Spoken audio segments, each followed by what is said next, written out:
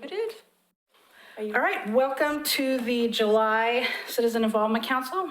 We have low numbers tonight, so I anticipate this will be a very fast meeting. I believe Dennis has already done roll call, so do we need to do it verbally or can we just have it?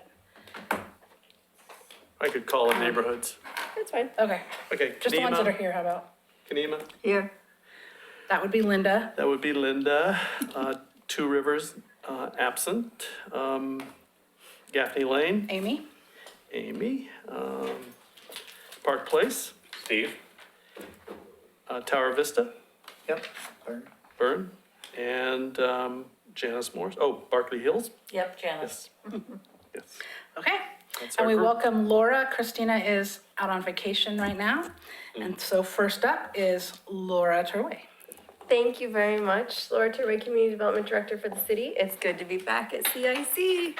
I used to be Christina for some time. All right, so I'm here to talk to you guys about a package of code amendments that is going to go before the Planning Commission and the City Commission. I will try and keep it to 30 minutes, but talking about code amendments is just so exciting.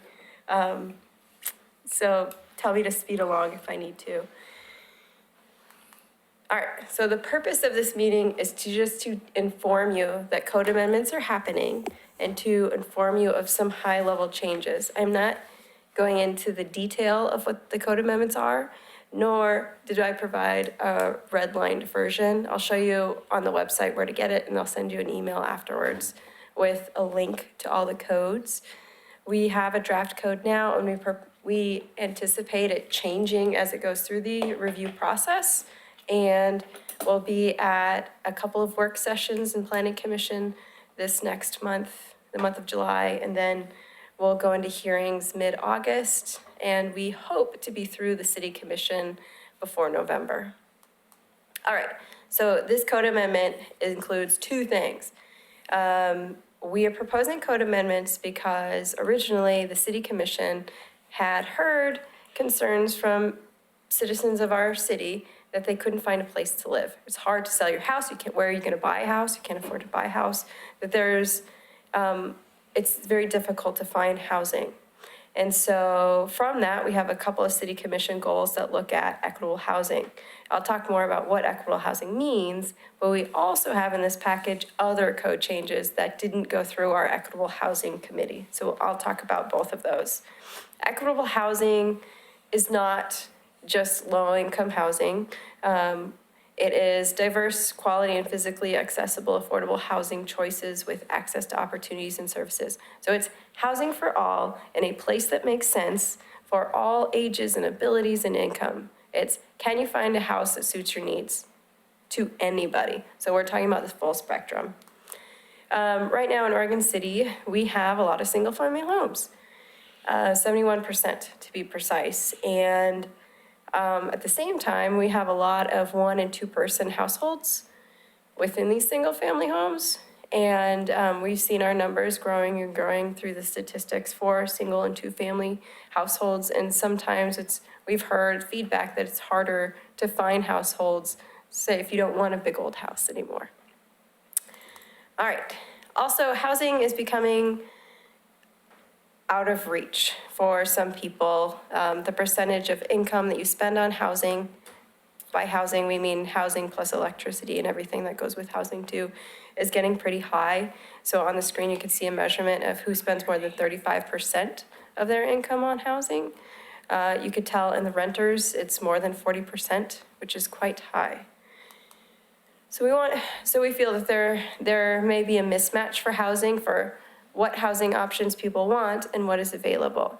So we met with a lot of people and we had a lot of meetings, and I don't expect you to read all of those, but each line on the screen represents at least one meeting. The stakeholder interviews at the top, there was lots of them.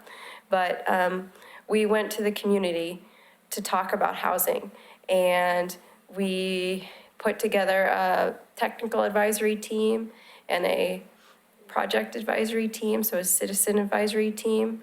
I couldn't be happier with the citizen advisory team, or the technical one either, but the citizen advisory team had so many new faces that we hadn't seen before, so many different perspectives represented on the team, and both of those met 5 times. We had a couple of online surveys, we had an open house. We did all sorts of stuff to get to where we're at today. And where we're at today is a place where we have draft code amendments that I want to share with you. A lot of the draft code amendments deal with the missing middle, which is a term that talks about the space between a traditional single-family home and a traditional apartment complex, like a mid-rise apartment complex. There's a range of other options within that spectrum, and not all of them are available here. Some of them are, but not all of them are. So I'm gonna go through each of them. We're starting with single family. And at the bottom of the screen, you can see this color chart. And the green will tell you that that type of housing is allowed within that zoning designation. As you recall, we have a comprehensive plan, which is our basic guidelines to the city, and it splits our residential zoning designations into 3 categories: low density, medium density, and high density. And so you'll notice some of these options go together with all the low density or all the medium density or so forth.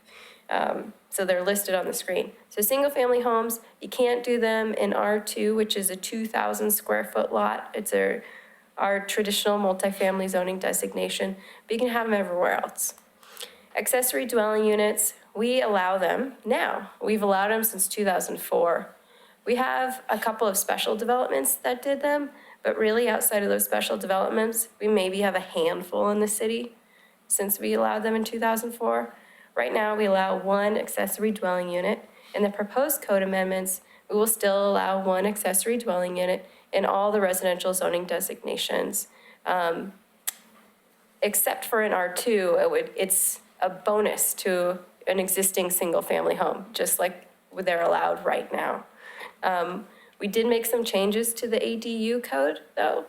Some of the changes include rolling back the requirement that one be owner-occupied and rolling back a parking requirement, because we don't even have parking requirements for the home itself, but we did for the ADU or for duplexes or anything like that. So we went through some of those standards and took a look at what makes sense for Oregon City and where the barriers to housing are. I would have to say, we do have an internal consultant team that we utilized, and that included a group of economists and other experts in the field. And in particular for ADUs, we had a consultant, Eli Speck, for Orange Splat, and they write the code on ADUs, so it's very helpful. Okay, the next housing choice is our townhouses. So this is similar to how our zoning is now. So now they're not allowed in the low-density residential single-family zones. They're still not. But in the future, they would be allowed in R5. They are allowed in R3.5, and they are not allowed in R2. So when you think of a townhouse, in this context, we're thinking of like a San Francisco shared wall, but you own your own lot. So you own the ground that your house sits on, your house just shares a wall with your neighbors. And so the proposed code amendments really opens up some of those housing options in our multifamily zoning designation by allowing people to not just do the traditional multifamily, to do things like townhouses, and that could provide different housing opportunities or price points for the public as well. Next is manufactured homes. Our code is pretty silent on manufactured homes. However, we do have about 400 manufactured homes in the city. And we also have a park outside the city limits, but inside our urban growth boundary. And so one thing that we wanted to do was provide protection for these manufactured home parks if they wanted to expand or change over time. We recently had one that just wanted to add 1 more unit, and even I will admit, it was just very process heavy and difficult and very cumbersome to do so. So we wanted to provide protections for them. Sorry, I was sick this weekend.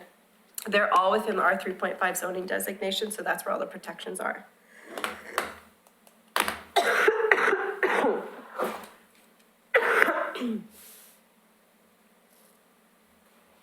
Feel free to comment when I'm choking to keep things going if you want. So the next option is a corner duplex. This is a new option for the city.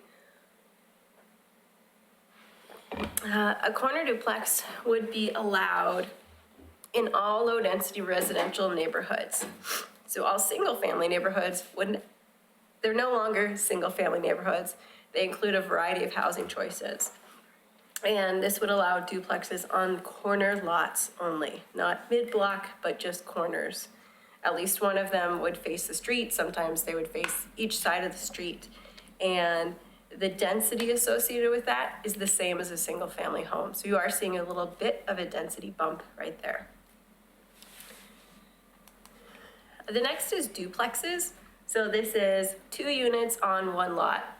Looks similar to the townhouse thing we were talking about, but this case, they share the same property.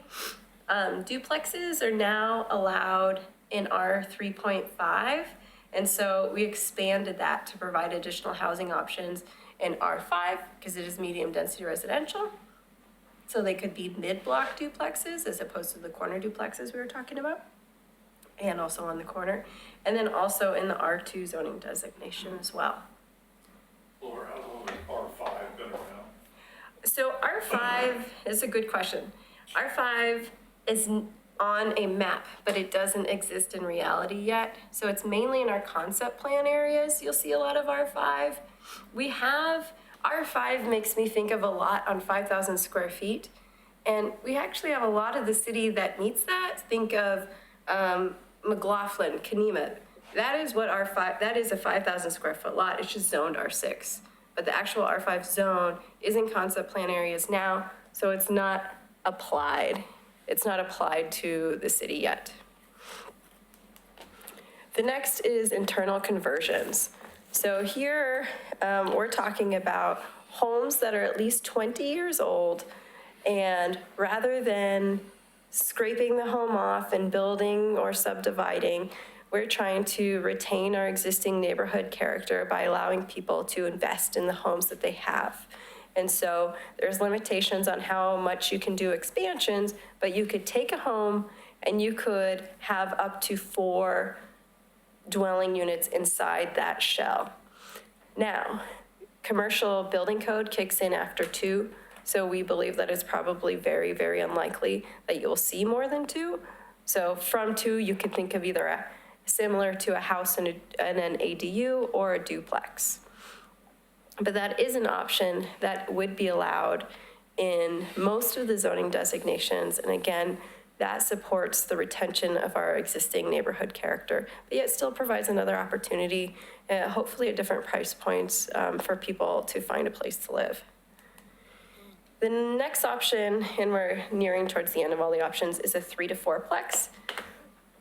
You may have heard them referred to as multiplexes before 2 weeks ago, when you've gone through our process. But the 3 to 4 plex is exactly what it sounds, 3 or 4 units, and it can be in any configuration. And in this scenario, we're proposing that they can occur within our medium density residential zones as well as our high density zone. The density is still the same in the high density zone, but there's a little bit of a density bonus in the R5 and R35. Also, one more thing that's important to note about 3 or 4 plexes is that we're proposing to process them over the counter without a public review. We have clear and objective standards for what they need to look like, the minimum lot size, and so there is no public review process associated with that. And that's why we have public review processes, is when there's discretion in decision-making. If there's a criteria where you get 10 people and some could say one answer and some could say another, that's what public review process is for. That's why this is pure, clear and objective. Do you meet the minimum lot size? Yes, no. Do you meet these design standards? Yes, no. Then we have cluster housing. You may be familiar because we've had cottage housing since 2004. We've only had 1 application for development though, and we tweaked it a bit. We called it cluster instead of cottage, but really it means the same thing, dwelling units around a central courtyard. And we went through those standards and make sure that they made sense. Again, was there any barrier that was an issue? So there are some design standards that we have associated with cottage housing in our existing code now, and we expanded it to allow different designs in cluster housing. Laura, how does that maintain in the low density? If someone takes two houses down and puts in a big cluster, that completely changes the look. So what's the thought process there? Yeah, that's a good question. So it is allowed now, so we're proposing to retain it. We're just calling it something else. You can do that, but, sorry.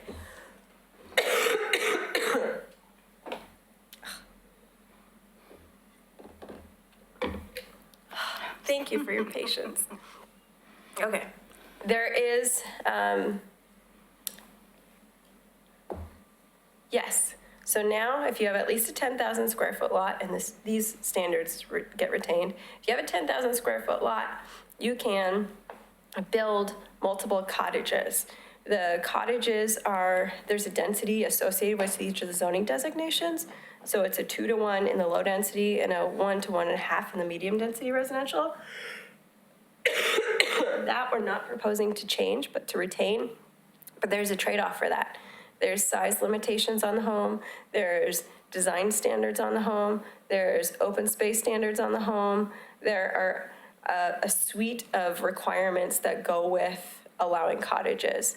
So your question was about, is it change the character? I mean, it's a different development than what's there. In some neighborhoods, the cottages are going to be a lot smaller than the houses around them. And others, they might be similar to.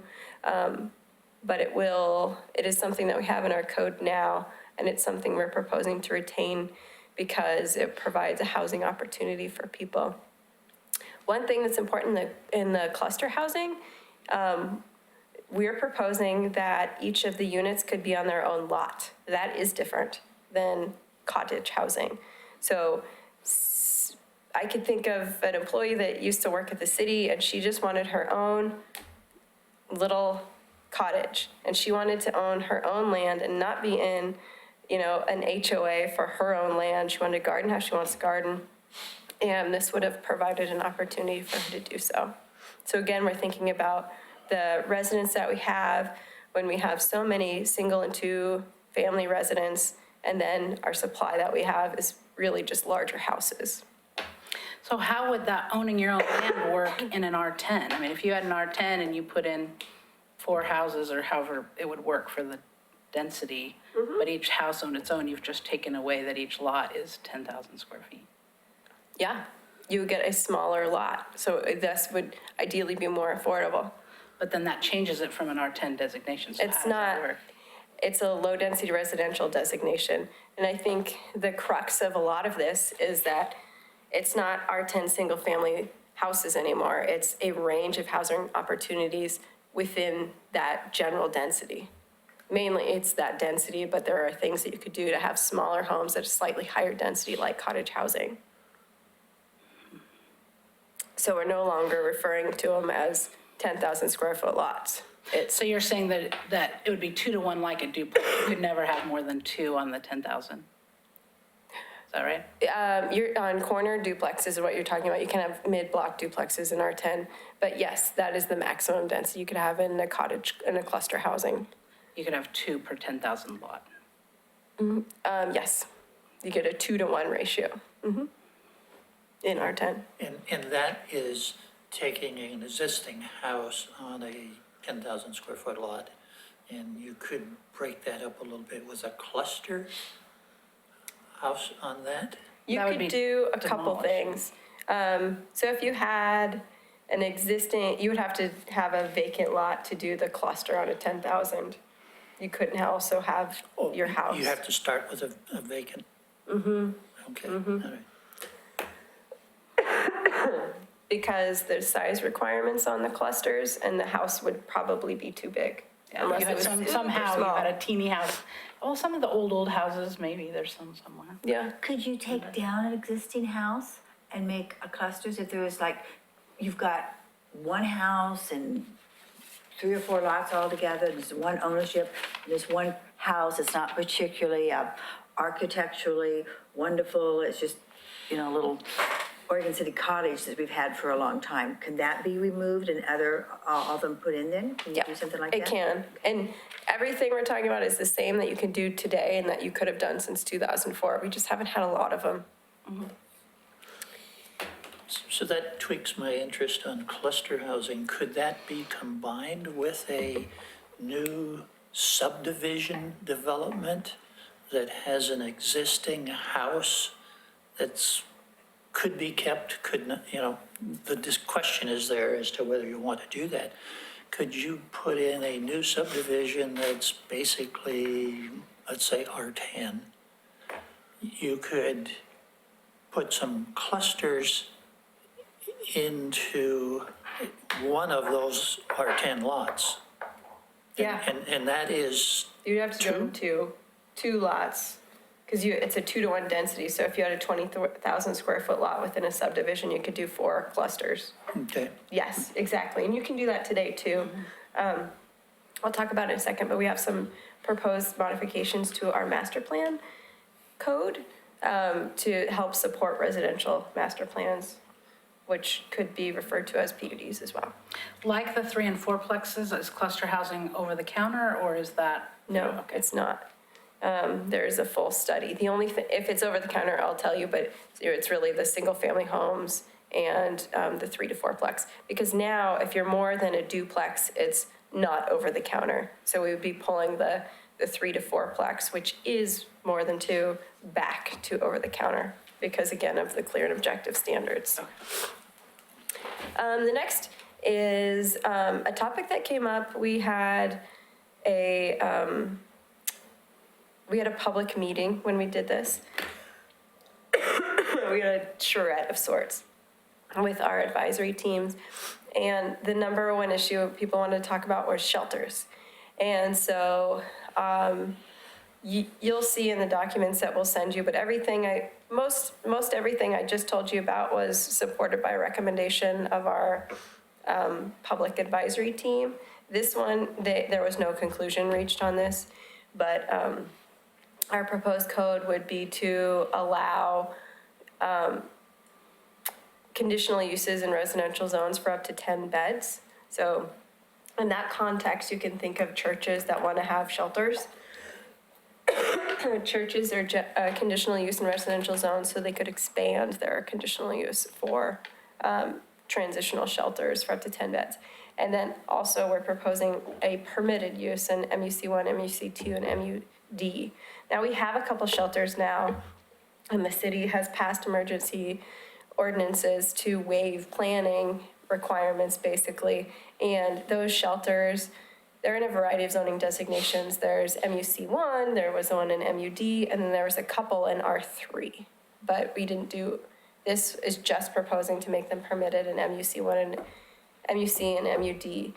And a thing that we could compare it to is like a hotel is allowed in MUD, which is like a nightly shelter as well. Next, we get a lot of questions about Airbnb or whatever the versions of Airbnb there are out there. I think there's a lot these days. There are conditional uses in all residential zones if you rent for less than 30 days. They've always been that way. We're not proposing to change it.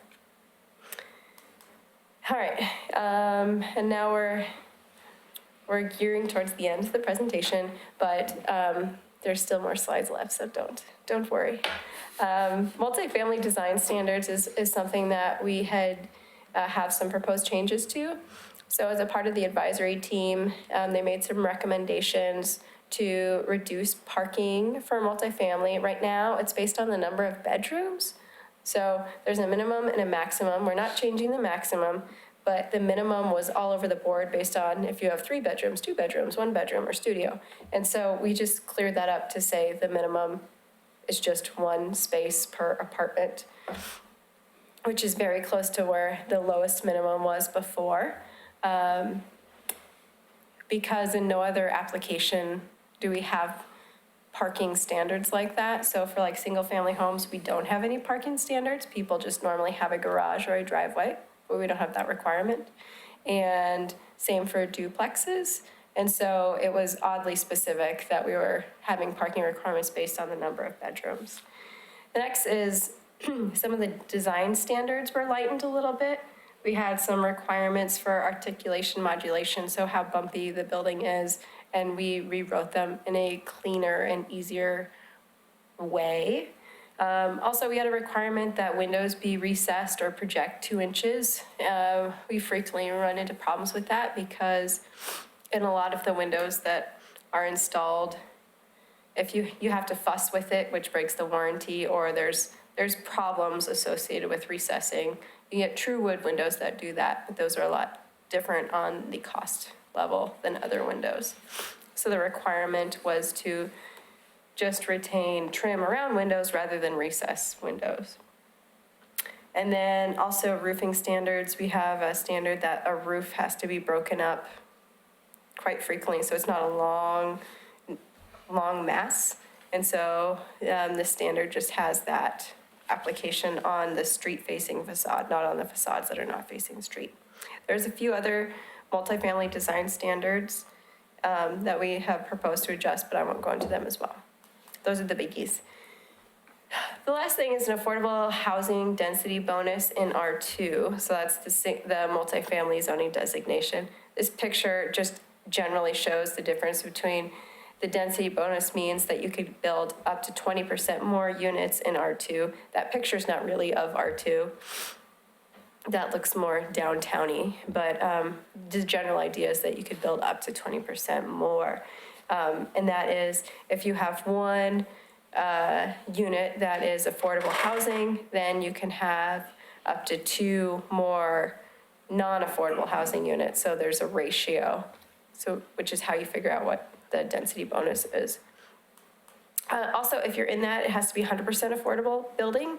So I would presume that we'll never see that unless it's a big housing authority project or something like that. If it's a developer with 1 affordable unit, they don't get this.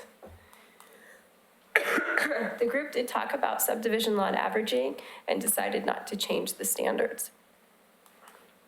The standards were recently changed by the city commission, which exempted the area under power line easement from the calculation for lot averaging. Master plan, Vern, this is what you were asking about.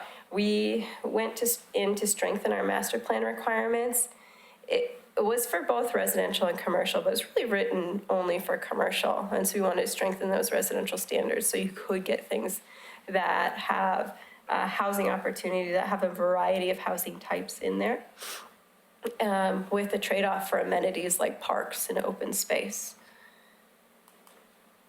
The next is site plan design review. We have removed requirements that seem to be difficult to enforce or a little bit arbitrary. So for one is we have a requirement that it's a complementary design to the surrounding area. We want to be very clear with our standards so that staff knows how to implement them, the public knows what they are, and the applicant knows what they are. And so we want to be as clear and objective as possible. Next is that there was a density requirement in site plan design review, and we pulled that out and just put it in the zoning designation. We're also amending our landscaping standards and our lighting standards. Both are cumbersome. The more we looked at other jurisdictions, the more we realized we were sort of on the very cumbersome part of that spectrum. We will still have them, and they will still be safe for the public, but they're a little more in tune with other jurisdictions. All right, this is the last of the changey slides, and I'm not going to read all of these, but I want to read a couple of big ones that affect you. The first is I'm proposing a change that we post notice of hearings on the city's website and not in a paper. It is very expensive to post things in a paper, and in 15 years, I've yet to meet a single person that said, I read about your project in the public hearings notice part of the paper. So we are proposing to change that. Is that, I always thought that was a technicality of legal notice to everyone in a normal, no? It's not an ORS requirement, we impose it on ourselves. But now we post notices on the website, on the emails. We have this cool mappy thing that you guys all know about. We have the signs posted on the site.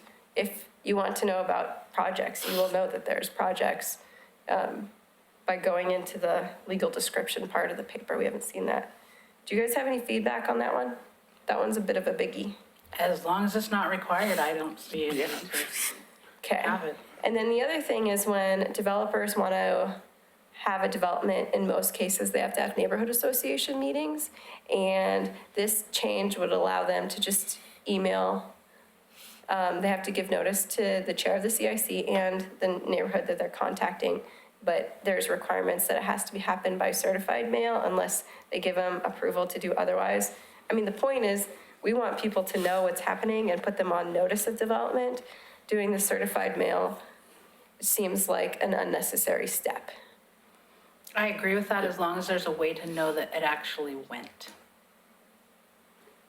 So personally, I don't like getting certified mail, but at least you get the card back and so you know I got it. But if they just send me an email and it goes to my spam, or they put in an E in my last name where there isn't one, type of, those kinds of things, it can happen, it's a typo. So if there was a way to just say, please reply that you got this or something, I think that would be a necessary. I Okay. think that was the whole reason for certified mails, to make sure it really got there, right? We can do confirmation I mean, that's my that opinion. as an application requirement that they send back the email where you say, gotcha. Like I acknowledge the email. You control that during the application process. You tell them, contact the neighborhood association. Now you have two ways, and you're trying to get to one way, one method. Yes. Well, legally, it said certified mail in all of the languages. And so we're trying to change that since that's I'm kind of not going trying to away. say it's a big household or anything, but certified mail may get into a different bucket that coming through my mailbox than what comes over my email. Yeah, I see it as a nuisance to the developer or the applicant, really. Yeah. not everybody wants their address given out. Yeah. Right, now you just have your email. Nothing true. is simple, or, we got to make it so we can understand it and get through it, but Yeah, it doesn't matter to me. Okay, I'm gonna read maybe the top 4 off the rest Yeah, of because this we've got list. about 5 minutes. Okay, good, I can do that. We have to change the height requirement to measure it at the floodplain. Speaking of heights, we have, right now, we have a reduction of heights in mixed-use downtown, which is like the downtown area, if they're within 100 feet of a house that exists, or if they're between Main, McLaughlin, 11th, 16th, that block right there, then they can't be 75 feet, they can only be 45 feet, and I don't know why that's there. And so I'm proposing to remove that. We're also allowing mobile food carts. That's a new one. And we are looking at requirements for small cells in the right-of-way, which is, think of it as an amplifier for a cell tower, for a signal. And it's a box that's like normally 6 cubic feet-ish that's up on a utility pole. So it would go under 1780 communication facilities. All right, there's other stuff. You can read it. We could talk about it. That is the big stuff. Can you go back real quick? Yeah, What is remove the 1-year waiting period for similar applications? we have a requirement that says if you get denied or if you get denied, you have to wait a year before you reapply again. Oh. I really don't. I know that I'm sure it was put there for a good reason, like all of our code. But now if we really can't defend it, I gotta figure out, we gotta get rid of it. Thank you. And then we also changed the organization of our codes. We talked about getting rid of our 10, 8, and 6, and now we have one chapter that is low-density residential. We have chapters for single-family design standards, townhouse design standards, multifamily design standards. So it's basically your one-stop shop for design standards for development of that type. Land divisions, we used to have a minor partition and a subdivision. Very confusing because the same thing twice. We just have one land division chapter now. And then we separated out, we have a streets chapter, and it includes things that like don't leave a pile of dirt in the street, but then it also includes, so you want to build a street, here are the standards. So we separated out street maintenance requirements from development requirements there too. You will see a mail notice in your postcard. I think it's like lime yellow, electric yellow, or some fun color. But this is it. It was dropped off at the post office at the airport today. And this is your heads up that we're doing something and to come talk to us. We tried to reword it as much as possible, as legally possible, to say what we mean. We are not proposing to do a zone change on anyone's property. We are also not proposing development on anybody's property. It's just these code amendments. We have a work session that's scheduled soon. It looks like you're reading that, Amy. Can I change it? Yeah, go ahead. Okay. We have a work session scheduled in July, all July at Planning Commission. We're going to Natural Resources next week, Planning Commission. So you know that slide where there was like, we had a ton of meetings. We still have a ton more meetings to go. We're looking for input. We're gonna have an open house here from 4 to 6 p.m. on July 23rd. And we hope to start actual hearings at Planning Commission mid-August and be done by the end of October. That's it. Whoops. Where's the planning commission in September, right? Yeah, so we're hoping for 3 hearings because we're doing 2 work sessions in front of it. So September 5 times for the Planning Commission. And that's excluding the times that we've already been there. Yep. Yeah. That's it. If you have any comments, so I'm going to send you a link to all the requirements as well as this general presentation so you get overviews. We'll put that on the website too. Let me know if you have any requirements. This was created from the community for the community. And so it does include things for equitable housing, but it includes other stuff too. We want to make sure that we get it right. Ideally, you would give us comments and we would incorporate those changes as they come, but you can always come directly speak to any of the commission as well. But please, if you can, call us, chat with us. If there's something we missed or we're silly and should have done something some other way, we want to get it right. Is this the presentation you'll be giving at the other, or Well, was this just created for this? it was just for you, but The only reason I ask is where you had the bars of green and red where it was allowed. It might have been cool to have it 2 lines. One was like what's now, what's proposed. oh, okay. So it's easy to see, oh, nothing changed, or, oh, you're changing this. Yeah, I can do that. would be my only suggestion. You did a great job. And then we also have like a really complicated matrix of Yeah. like by views, yeah. how the density is affected, all that kind of stuff. Yeah. But it's really too big for a slide. Thank you. Yes, we'll give a similar version. The goal is at Planning Commission, we're going to be high level the first time, give people time to digest, and then we'll come back and get into those line item code changes. It is a significant volume of stuff. In fact, I printed it, and I don't know why the printer printed single side, but still, it's like a lot of inches. And so, as much as you can give us help, we're here. This is for you, the community, and yeah. That's going to be a kind of an interesting challenge. I think I know why you're doing this, give more flexibility to housing and design and land use and all that, which is good. But here I've struggled for 1.5 years or 2 years to learn some of the new codes and the terminology and all that. Now you're going to clusters and it's a conversion from what we think we know today.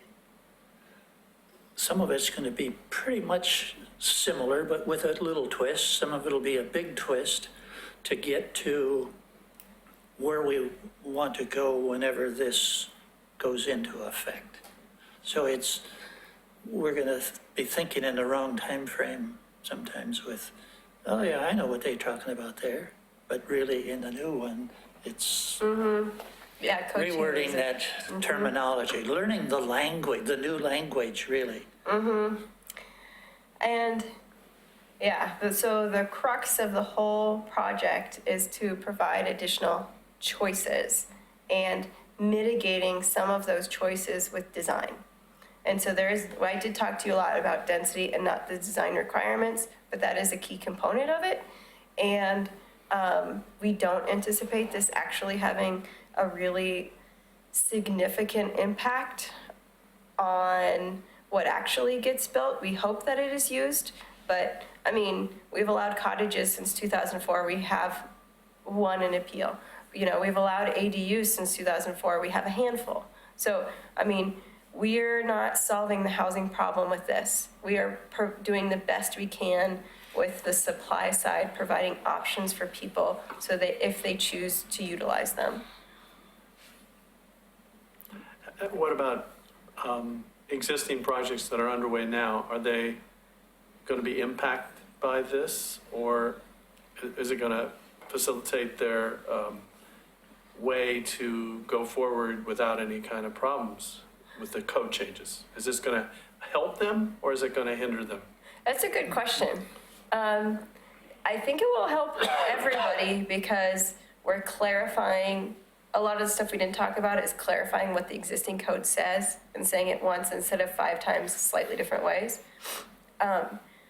But when development applies, the day they submit their land use application, that's the code they're locked into.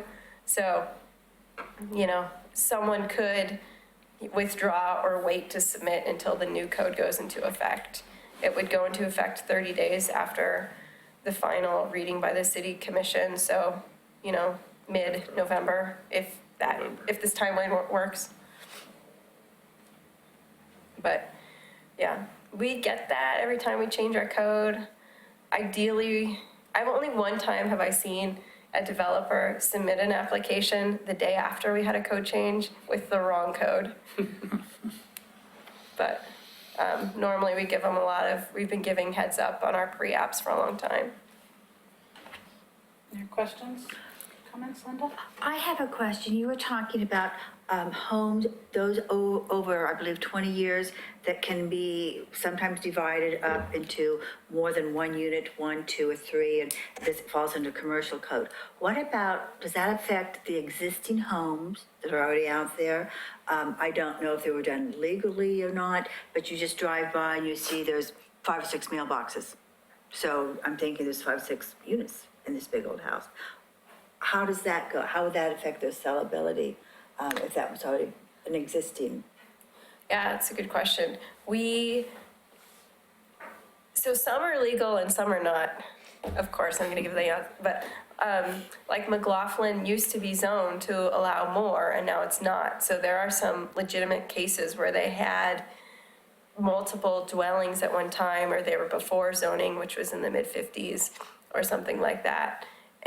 And so they are legal, but mainly it gives an avenue for things that are illegal to become legal. So it gives an avenue for people to feel safer in their homes because they could get the inspections to make it legal. Okay. Yeah. Another question I had is, do you have what the average costs are for building a home? Well, not a development, but I'm just a homeowner. I've got a lot, 10,000 square foot lot, and I want to build a residential house for myself on there. Do you know what the cost would be for the permits to get through there? And is that easy and accessible and the average person could read and interpret this? Or do they need to get a land use attorney to help them go through the process, which would add to the cost, of course? We don't see we see attorneys sometimes on land use. So if the house is near a stream and a historic district and a slope and things like that, it can get complicated real fast. But when it's just a house on a lot, we almost never see attorneys. We'll see, like a lone home builder or people doing it themselves frequently. And I can send you some examples. So the cost varies by the square footage of the home because our permits are based off valuation, which is based off square footage. But 2,000 square foot house. Yeah. I'll send you some stuff, but you could guess that your permits will be about 30 to 35,000 for permitting, including SDCs, which is like the biggest chunk of that. Okay, So most of that is system development charges, which is a one-time fee to pay for infrastructure. So it's not the use of the sewer system, but it's, we need a bigger sewer system because you're using it, that kind of thing. And the process is relatively quick if it's just building a house. You do have to figure out if you have to do street improvements and stuff like that. What about like, I know there's some ADUD. areas you have to have an Indian inspection of some sort, like. and yeah, for Those kinds artifacts of and things. stuff. How would a person know that ahead of time, or does that just come up when you do the, I mean, for archaeological, yeah? we send notice to the State Historic Preservation Office and all 5 tribes every time we have a pre-app. And we've been seeing pre-apps on most single-family homes because they're in overlay districts, to be honest. Most of them, you know, you hear all the easy lots are gone. That's generally pretty true, not gone, but not being built on at the moment. So yeah, we send notice whenever there's ground disturbance to the tribes. And it's just a notification process. When you're digging and you find some artifact, then you're legally required, and contractors know that, to stop and investigate. But they don't have to come do a special thing. We notify them for you. What are their costs, like, and like for an ADU? Like, I've got a house, I'm just building an ADU on there. What would I be anticipating in the cost? Do you have just ballpark? All right, so one thing I forgot to mention is we, this was a goal for the city commission. So we were smart and we got a grant from Metro to hire consultants to help us do this work and facilitate these meetings and get the economists and stuff. One of the products out of that is some how-to guides about how to build a house, how to do an ADU, and it gives good resources for people and examples and things like that. Another output from this is a financial tool. So you put in that you want to build a house of X square feet, and it tells you how much you should expect, including consulting costs.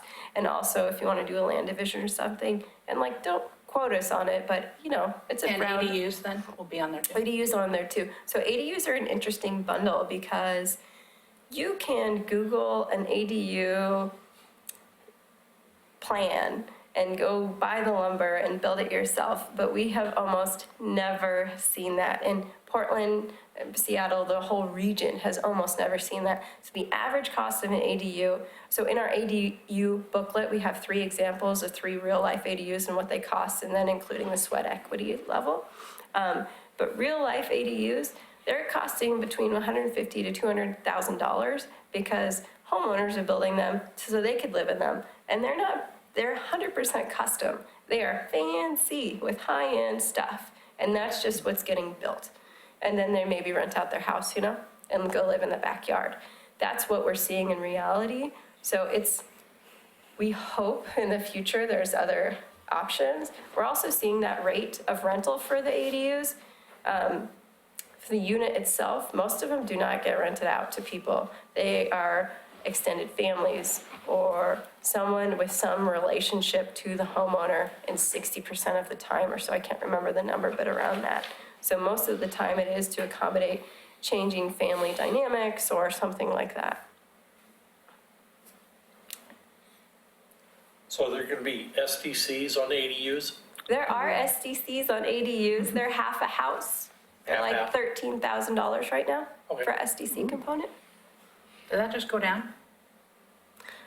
No, it actually is going, well, actually as of today, it might be slightly higher. As of Friday, it was about $13,000, but I thought the it was higher. transportation SDC just went up, so I'll have to check it, effective today. Okay, I thought it was double, at least double that. For a single-family house, it is. So it's ADUs, same as multifamily, yeah. When you're talking ADUs, are you basically in that 150 to 200 square foot, or what's the minimum on an ADU? We got rid of our minimum. So think tiny home. If you want to go Tiny tiny, home, yeah, you what can go tiny. You meet the same standards, and we used to, in our current code, we regulate the minimum size of an ADU as 400. If you want to have a cottage cluster of tiny homes that meet the same standards everybody else is, you can do that. Same with an ADU. So in the new code, there will be no minimums. In their current code, there are existing minimums. There's a minimum through the construction code, though, not the city code, right? Yeah, but I thought I it's remembered. questionable of how that changes over time. They just came out with a thing that says, so Building Codes Division from the state came out with something that says tiny homes on wheels are cars. So building code doesn't regulate them, or they're the same as RVs. There's suspicion that they're moving to reduce that minimum for the tiny home part for the foundation kind. So we'll be prepared. Yeah. Great. Any other questions for Laura? Great. Thank you. Well, seeing no public, I would imagine there are no public comments tonight. Staff liaison, Christina sent out an email and for all of the things that we had asked her to get back to us, so we don't need to have a report on that. As far as tonight's liaison things, I have down to send out the updated spreadsheet with the numbers, because that also needs to go to to neighborhood chairs, not just to CIC members, and then sending us this presentation that you just did. Okay. For general business, we sent out some questions and asked the neighbors to talk about them. Did anybody do that or have a report back on that? We talked about it at our steering committee and got nothing new. We are my secretary, you know how when you tell somebody something and you tell them about 20,000 times, but until they see it in person, it doesn't hit them? Well, it just really hit her this last time when we sent out postcards, how many we send, and what the return on that is. Here is another problem that we're having. There's a new creation of, we are to send our postcard information to Buell's, CC Kelsey, she okays it, Buell's prints it, takes it to the post office. We give them a date we want it. We're getting it a week to a week and a half before we want them. Yeah, I know. So Buell says, well, we can't control when the post office sends them out. Well, then maybe we need Buell's to hold on to them, because it doesn't do any good to get a postcard 2 weeks before the meeting. Because I people can aren't- take care of the post office issue. So, Right. how? Well, It's not our Oregon City post office that they take them that's to, where he drops right? them off. I thought he had to take them somewhere else. No. Where's his permit? I don't know. Because if it's dropped off, it's put out within 2 days. We can't hold things. So that's what my concern is that we need to reevaluate that. Permit. If Yeah, I don't- Kelsey needs them and say. Buell's needs them Oh, it that says far Portland. advanced, then we need, Okay, he takes them to Portland. I think he said that. I have a card. Oh, okay, he told me that Portland Post Office can retain them for 2 or 3 to 5 business days. Yeah. I'm just It's saying, I cheaper sent on it out the 3 weeks to the permit. date, send what I want them, and I've got them within a week. So we need to change that process. I got mine today, When's your meeting? next Tuesday. Perfect. Yeah. Ours, we got I got that last figured week, and out. our meeting is on the 12th. But it is. And I better- asked for them to be delivered on the It 7th. is slightly better to have them, I don't know. No, it's not. 10 days early 1 week. than to have No, it you want it 2 1 days week. late. And Yes. we've gone 2 through days late enough is of the those 2 days big- late. You're right, but Ish. 2 weeks early is the same as 2 days late. I agree. There's that percentage. How So, long can you leave anyway, that card we lay on need your to counter? tweak this again, I think. I'll go talk to Dave and see why he has it in Portland. Okay. That would save a lot. I think all bulk mail goes to Portland. No, because I process bulk mail in my office in Gladstone. And I process bulk mail, it always has to go downtown Portland. Okay, Depends where well, let's it's find out. located. Maybe we can do some research, because maybe we just need Buell's to hold on to it a little, not print them right the day they get the, That's your closest know. contact that you can probably get some clarification from and say, don't send it to the post office more than this many days ahead of when we want it. And thank you for the switch of staff. I appreciate that. And hopefully Kelsey's doing good. yeah, I feel Really, I don't have any problems yet. Great. Okay, so if no one answered these questions, let's table it till next Next time? time. Yes. All right. Okay, roundtable. Janice? We had a steering committee meeting. It was really good. We decided who we were going to have come to our meeting. We're going to have code enforcement come and talk, Nancy, and maybe Carl Kaufman, the developer on Warren and Prospect. Again, why? Okay, I'm surprised it's on there. We started to talk about our picnic that we have the Saturday after neighborhood night out. Great. Linda? We had a small meeting, attendance, but maybe just summer, and just there weren't a lot of people there. But it was a good meeting. We had, CERT was there, and we had a nice talk about some people in the neighborhood who started a business with electric boats on the Willamette River. And that was very, very interesting. And then we started talking about a neighborhood picnic. The Sounds lighting's funny. going, woo. Yeah. So, it was a good meeting. Great. Steve? So we're having an issue with meeting sites. We've been thrown out of the county facility 3 or 4 years ago, and they told us that we had to pay to use it. Now we're having an issue that the school that we're holding them in has issue availability if they're not open all the time. So this last meeting, we were back at the county, and we'll see if that goes well. And we may change our meeting sites back to the Red building? red, it's not red anymore, but the community building. So I was out of town. I have no idea. I didn't see a follow-up from the meeting nor the minutes. So, Okay. If you change it, will you let us know and we'll change it on our website and then it'll Yes. go on the agenda? This is with the River Shore Bar and Grill. Gaffney Lane, we had a steering committee meeting, went great. We have our July meeting will be next Thursday, the 12th. We have the school resource officer coming. We are trying to get a date to be able to sign up for a tour. We are not able to, I've got no responses back from Melanie on that. So I sent another email again today, hoping to get some dates so we can sign up for that. And we are trying to get somebody to come, so otherwise I guess I'll do the dog and pony show, but we're trying to get someone to come and advertise for the 175th anniversary activities that will still be coming up, especially the big August one, but I'm not getting any response to any of the committee members, so that's what we are hoping to do at our July meeting.